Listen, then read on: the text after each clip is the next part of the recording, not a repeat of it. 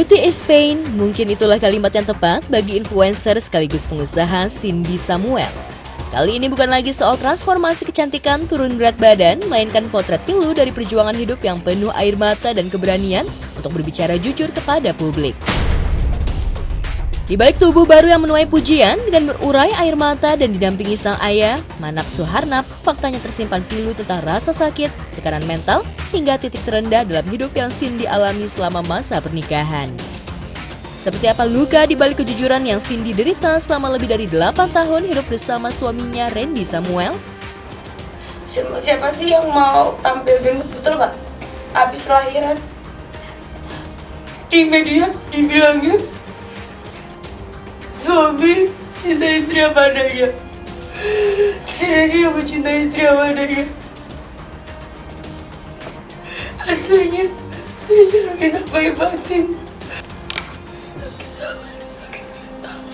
6 tahun saya minum psikiater. Bagi Cindy, Randy adalah suami yang dicintai dan juga sosok suami yang sempurna. Namun rupanya selama ini Cindy membangun cerita demi pencitraan di depan kamera alias demi gimmick couple goals. Kayak gimana hidup saya selama ini menutupi couple goals yang tampil bahagia di depan, di dalam bobrok, bukan cuma uang, tapi mental, batinnya rusak. Tak hanya alami tekanan mental, Cindy yang merintis usaha dari nol juga terang-terangan menegaskan jika usaha kecantikan yang dirintisnya sejak 10 tahun terakhir itu juga akhirnya didominasi oleh Randy, sahamnya berpindah nama menjadi milik Randy. Saya 2016 itu menjual skincare jadi bidan di Puskesmas Cilimus. Akhirnya laris, alhamdulillah. Tak hanya mendominasi, Randy yang menjabat sebagai direktur utama diduga menggelapkan uang perusahaan skincare milik Cindy hingga berani meminta uang sebesar 3 miliar kepada ayah Cindy. Diduga adanya penggelapan saham. Dan saya semua punya buktinya. Saham saya tadinya 60% dibuat menjadi 15%. Tadi pagi dia diduga minta berapa Pak? 30 miliar dengan alasan jadi menjaga istri selama 8 tahun. Itu kan kewajiban. Merasa hancur dan marah dengan perbuatan Randy yang menghina dan merendahkannya hingga alami KDRT bertahun-tahun, puncaknya Cindy berencana untuk menceraikan suaminya itu. Cuman kesininya makin lebih ke uang sih. Kalau sekarang udah nggak jarang KDRT. Dan yang itu baru beberapa minggu lalu. Disitulah saya melakukan talak. Saya juga nggak tahu, saya nggak ngerti talak ya. Tapi saya yang melakukan.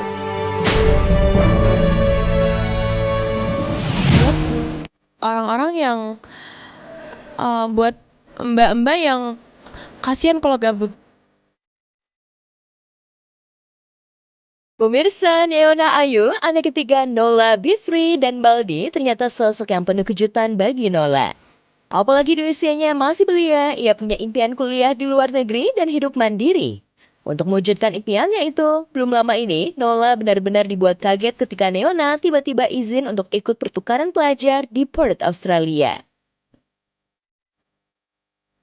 Saya dikasih tahu papanya ya, Neona berangkat nih ke Perth, Australia. Kenapa? Ikut tes itu tuh bimbingan sekolahnya ke Perth dan dia lolos. Hah? Tes apaan? Enggak. Tiba-tiba dia lolos, terus dia berangkat ke Perth. Aku ngomong ke papa, tapi mungkin selewat kali ya. Dan aku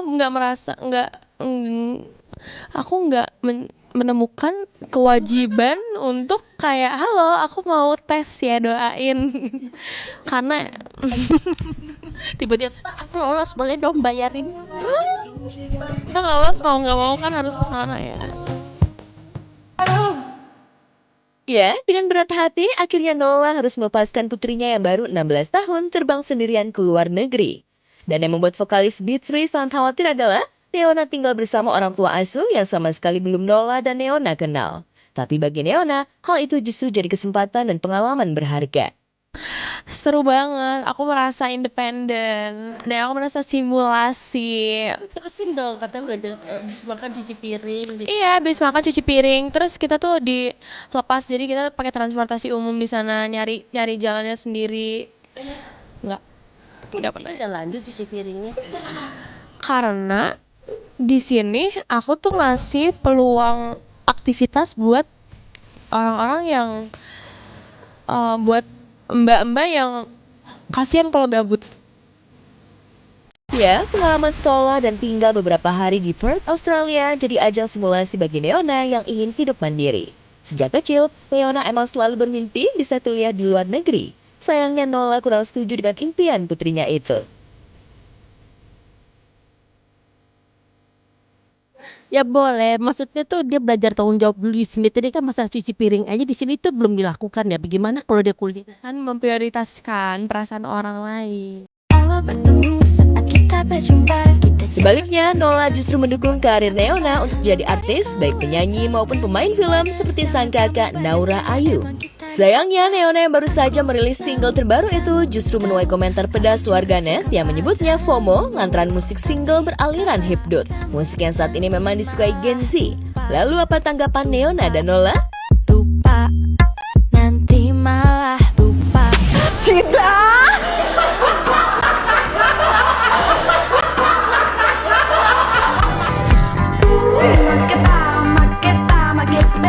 Sosok Asya Asunsal, pemeran Davina dalam sinetron Terikat Janji, tengah viral. Bagaimana tidak, penampilannya saat beradu akting dengan lawan mainnya Arya Saloka menuai pujian publik. Karakternya sebagai Davina dinilai sangat cocok. Apalagi menurut Asya, kemampuannya aktingnya tak lepas dari dukungan Arya Saloka yang tak pernah pelit untuk berbagi ilmu seputar akting. Aku kayaknya makin banyak ini ya, nambah ilmu ya, karena kayak makin banyak stres. Ngomong ini kayak makin banyak stres. makin banyak nambah ilmu karena dia tidak pernah jenuh gitu, kayak menjawab pertanyaan-pertanyaan yang kadang tuh kayak apa sih gitu, yang membosankan, yang kayak bikin yang aneh-aneh.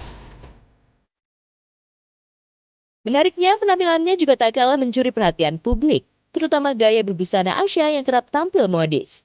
Apalagi sejak memerankan wanita karir dan anak pengusaha tajir, pewaris tahta, secara tidak langsung merubah Asya menjadi sosok yang perfeksionis untuk urusan penampilan. Lihat saja isi tas Asya yang ternyata dipenuhi pernak-pernik untuk membuatnya tampil cantik dan fresh.